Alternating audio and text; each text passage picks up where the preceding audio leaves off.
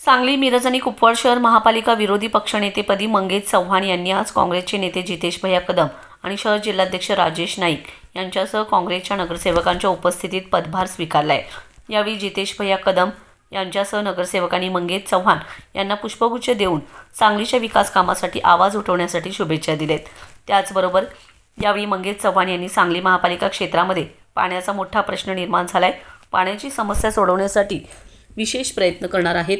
त्याचबरोबर खोकी हटवण्याआधी खोकीधारकांचे पुनर्वसन करावे अशी मागणी करणार आहे। यासह सांगलीच्या हिताकरिता सभेमध्ये आवाज उठवू अशी ग्वाही आज पदभार स्वीकारताना मंगेश चव्हाण यांनी दिले। आज सांगली महानगरपालिकेमध्ये काँग्रेस पक्षाच्या वतीने ज्यांनी या महानगरपालिकेमध्ये अतिशय ताकदीने लढत त्या ठिकाणी केली आणि गेले अनेक वर्षाचा अनुभव ज्यांच्या पाठीशी राहिलेला आहे असे मंगेश चव्हाण ज्यांनी युथ काँग्रेसच्या कारकिर्दीपासून सुरुवात केली ते फार नगरसेवक पदामध्ये जो तिसरी टर्म त्यांनी पूर्ण करून त्या ठिकाणी आता विरोधी पक्ष नेत्याची जबाबदारी त्यांच्यावर पक्षाने डॉक्टर विश्वजित कदम साहेबांच्या नेतृत्वाखाली त्या ठिकाणी आपण सोपवलेली आहे। खरं तर मला विश्वास आहे ते ज्या पद्धतीने आजपर्यंत आक्रमकपणे त्या ठिकाणी काम करत आलेले येणाऱ्या काळामध्ये सुद्धा त्यांची कारकीर्द महानगरपालिकेमध्ये चांगली असेल।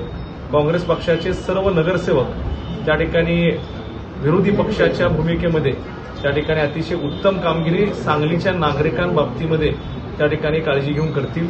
सांगलीतले जे काही प्रश्न वर्षोनवर्ष प्रलंबित राहिलेले आहेत त्या सगळ्या प्रश्नांना वाचा फोडण्याचं काम येणाऱ्या काळामध्ये सभागृहामध्ये आमचे सर्व पक्षाचे नगरसेवक करतील हा विश्वास मला वाटतो। खरं तर आज 18 फेब्रुवारी आणि आम्ही छत्रपती शिवाजी महाराजांच्या पुतळ्याला त्या ठिकाणी हार अर्पण करून त्या ठिकाणी आज वर आलो। डॉक्टर बाबासाहेब आंबेडकरांना त्या ठिकाणी नतमस्तक होऊन आज ह्या कारकिर्दीला आमची सर्व मंडळी सुरुवात करते याचा मला आनंद आहे आणि येणाऱ्या काळामध्ये सांगलीच्या सर्वसामान्य नागरिकांसाठी कायम आम्ही सर्वजण तत्पर राहू हा विश्वास मला वाटतो। धन्यवाद। बोला। सांगली मिरज कुपवाड महानगरपालिकेच्या विरोधी पक्षनेते पदाचा आज कार्यभार आम्ही स्वीकारला आहे। या ठिकाणी आज आमचे नेते जितेश भैया कदम, राजेश नाईक साहेब, संजय मेंढे, फिरोजभाई पठाण, मयूर पाटील, सर्व नगरसेवक सर्वांनी एकत्र येऊन काँग्रेस कमिटीमध्ये जमून शिवाजी महाराजांचा आशीर्वाद घेऊन डॉक्टर बाबासाहेब आंबेडकरांचा आशीर्वाद घेऊन आज आम्ही कामाला सुरुवात करतोय आणि या ठिकाणी विरोधक म्हणून विरोधकाची भूमिका आम्ही ठामपणे बजावण्याचा निश्चय या ठिकाणी आम्ही सगळ्यांनी मिळून केलाय।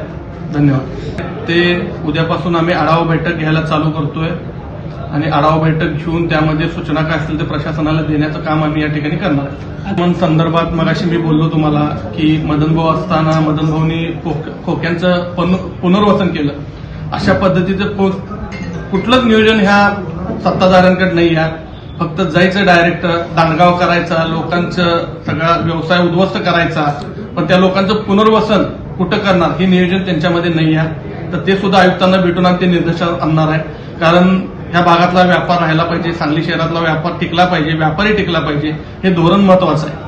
त्याचा मोठा प्रश्न आहे सांगली शहरामध्ये, अपुरा पाणी पुरवठा आहे, दूषित पाणी पुरवठा आहे। तर यावर पण लवकर मिटिंग घेऊन योग्य त्या सूचना सगळेजण म्हणून आम्ही देऊ।